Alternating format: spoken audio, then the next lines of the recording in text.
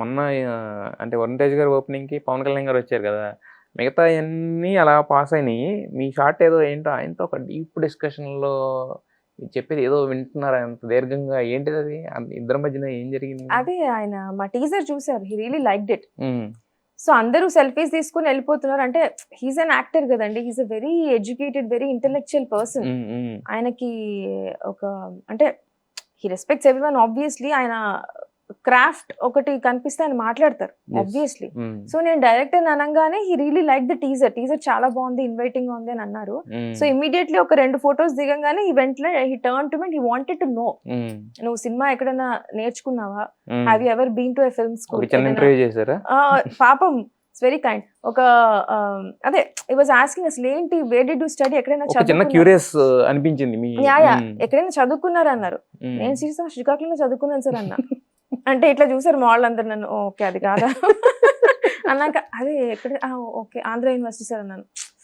అనుకున్నారు నిహారిక్ గారు అది కాదు ఆయన అడుగుతుంది అంటే. ఓ షిట్, నాకు అప్పుడు అర్థం ఫిల్మ్ మేకింగ్ గురించి అడుగుతున్నారా అని. ఓ దెన్ ఐ సెడ్ లేదు సార్, నేను ఎక్కడ haven't been to film school, ఎక్కడ ఏడి గడు చేయలేదు, ఏడిలా కూడా. నాకేదో వచ్చింది, ఐ లెర్న్ ఫ్రమ్ సినిమా అన్నారు. ఓ అన్నారు ఆయన. అంటే వెంటనే నిహారిక్ గారు వచ్చి this is her 4th project, writer గా నాతో చేశారు సో అని ఆవిడ she gave an introduction. So అదే అక్కడ అయిన కాన్వర్సేషన్. మొత్తానికి అయితే అక్కడ వాళ్ళకి ఒక్క నిమిషం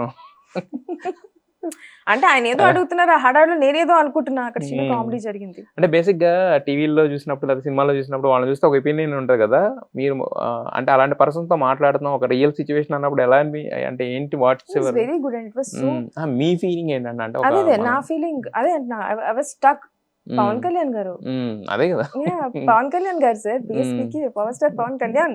మా అన్నయ్య పెద్ద ఫ్యాన్. మా అన్నయ్య ఇప్పుడు పవన్ కళ్యాణ్ గారిలో మాట్లాడతాడు.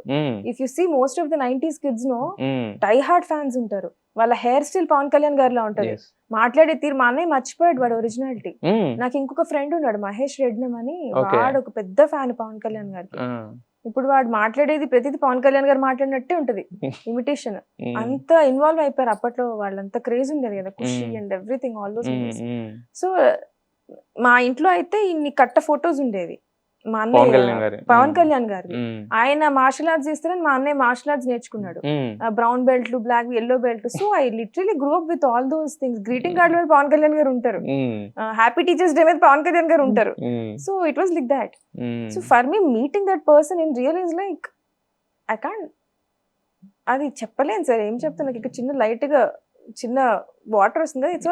It's all very surreal moments అవన్నీ. And that to for someone who wants to be a filmmaker. Those are all like I think milestones in life. Even though it's not my work related, but something that took me through my work.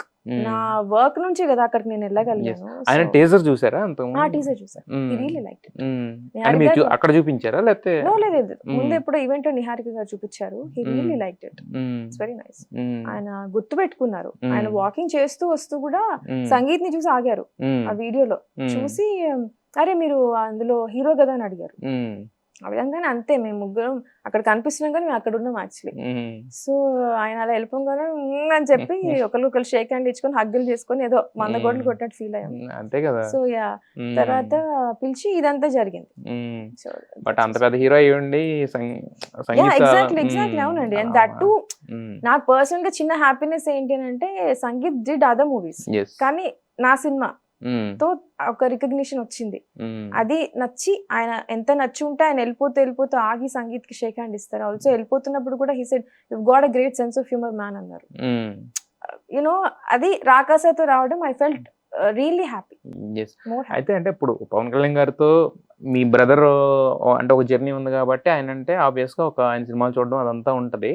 But అంటే other then that ఇప్పుడు రామ్ చరణ్ గారికి మధ్యలో అంటే మీకు ఎవరిని చూసి inspire అయ్యి అంటే వీళ్ళతో మన కథలు వీళ్ళతో చెప్పొచ్చు, వీళ్ళతో చెప్తే వీళ్ళతో చెప్దాము అని అనిపించిన హీరోలు అంటే ఎవరు ఉంటారు మీకు?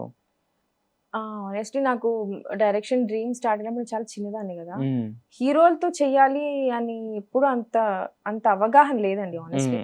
కానీ సినిమాలు చెప్పాలి, కథలు చేయాలి, ఒక కథ రాసుకోవాలి ఫస్ట్, ఒక కథ ఓకే చేయించుకోవాలి అన్న తపన ఉండేది.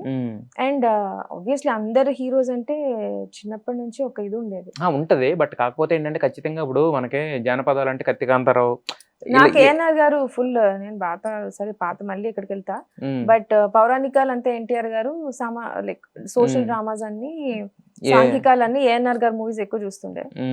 సో అండ్ నాగార్జున గారు ఇష్టం నాకు చాలా. సో చిరంజీవి గారు అంటే ఆబ్వియస్లీ ఒక సాఫ్ట్వేర్ సైడ్ నాగార్జున గారి వైపు ఉండేది, అరే నాగార్జున గారు అని చెప్పి అలా ఉండేది. కానీ పర్టికులర్ గా వీళ్ళతో చేసేయాలి అని అయితే ఇప్పుడు. మరి ఇప్పుడు నాగార్జున గారితో ఇప్పుడు లేదా, ఇంకా ఉందా డ్రీమ్? మీరు భలే అడుగుతున్నారండి. రామ్ చరణ్ గారితో ఉందా, నాగార్జున గారు? రామ్ చరణ్ గారితో ఆబ్వియస్ గా ఉంటదండి. మీకు మీరు చేస్తారు, నేను చెప్తున్నాను నాది ఖచ్చితంగా చేస్తారు. ఎందుకంటే దాన్ని మీరు మేనిఫెస్ట్ చేసుకున్నారు. ఎంత మేనిఫెస్ట్ చేసుకోకపోతే అసలు డైరెక్టర్ అవ్వకుండా ఎక్కడో ఫంక్షన్ లో కనపడిన వ్యక్తి దగ్గరికి వెళ్ళి కథలు రాసుకున్నారు, సినిమా చేస్తారు అని అడిగారు. అప్పుడు నేను డైరెక్టర్ అంటే బెంచ్ లైఫ్ చేశారు అంటే ఆబ్వియస్ గా అంటే theatrical, proper theatrical cinema. But hopefully I don't know మంచి కథ రాసి, నాకు వెంకటేష్ గారు అంటే కూడా చాలా ఇష్టం. అసలు ఇంకా లిస్ట్ వస్తూనే ఉంటుందండి. కాదు మీరు నన్ను అంటాం కాదు, నేను మిమ్మల్ని నా ఇండస్ట్రీలో ఎవరిని వదిలిపెట్టారు చెప్పండి. ఏమో అంటే మొత్తం senior హీరోలే, we're all 90s thing కదా మనకి, we're all over the place. మనకు అందరూ నచ్చుతారు, అందరూ కావాలనిపిస్తుంది. So we don't have like limited. But కాకపోతే మన దగ్గర ఉన్న కథలు అనేది కూడా ప్రిఫరెన్స్ ఓరియంటెడ్ గా రాసుకుంటాం కదా. మనం రాసుకున్నప్పుడు ఖచ్చితంగా ఈ కథలో ఇప్పుడు మీరు సంగీతం వచ్చిన తర్వాత సంగీత్ అనుకుంటారు, బట్ రాసుకున్నప్పుడు అయితే ఒకళ్ళు ఉంటారు కదా, సంగీత్ కోసం అని రాయలేదు కదా ఇది. ఇదైతే సంగీత్ కోసం రాయడం అని అంటే ఒక లైన్, నేను యాక్చువల్లీ సంగీత్ కి వేరే కథ చెప్పాను, దాని మీద వర్క్ చేస్తున్నప్పుడు ఇది అనుకోకుండా అన్నా, లైక్ ఇట్లా ఒక లైన్ ఉంది అంటే బాగుంది కదండి థియేటర్కల్ చేద్దాం బాగుంటుంది అని చెప్పి సంగీత్ అన్నాడు. అప్పుడే జస్ట్ ఒక స్టోరీ లైన్ ఉండింది, అదైతే డెవలప్ చేస్తున్నప్పుడు సంగీత్ కోసమే డెవలప్ చేస్తాం. అంటే మిగతా ఇప్పుడు కథలు మనం రాసుకుంటున్నప్పుడు పలానా హీరోకి అని రాసుకుంటాం కదా. సో నేను అనేది ఆ ఆర్డర్ లో చూసుకుంటే కనుక మీరు అంటే ఎవరెవరికి ఎలాంటి కథలు అనేవి రాసుకున్నారా, లేకపోతే ఒక ఆర్డర్ లాగా? ఎందుకంటే మనం మిగతా టైం అంతా చేసేది అదే కదా. ఆబ్వియస్ అండి, ఊహించుకొని రాసుకుంటున్నప్పుడు చాలా అనుకుంటాం, ఇది ఈ క్యారెక్టర్ పుట్టినప్పుడు ఈ యాక్టర్ అయితే చాలా బాగుంటుంది, కరెక్ట్ గా ఉంటుంది అని చెప్పి. నాని గారు ఒక స్టైల్ ఉంటుంది, రామ్ చరణ్ గారు ఒక స్టైల్ ఉంటుంది, ఓకే ఈ స్టోరీకి ఇలా బాగుంటుంది అని అనుకుంటాం. ఒకసారి స్క్రిప్ట్ మొత్తం డెవలప్ అయ్యి మనం పిచ్చింగ్ స్టార్ట్ చేశాక ఇట్ ఆల్ డిపెండ్స్ అండి, లైక్ ఎవరెవరు ఏంటి.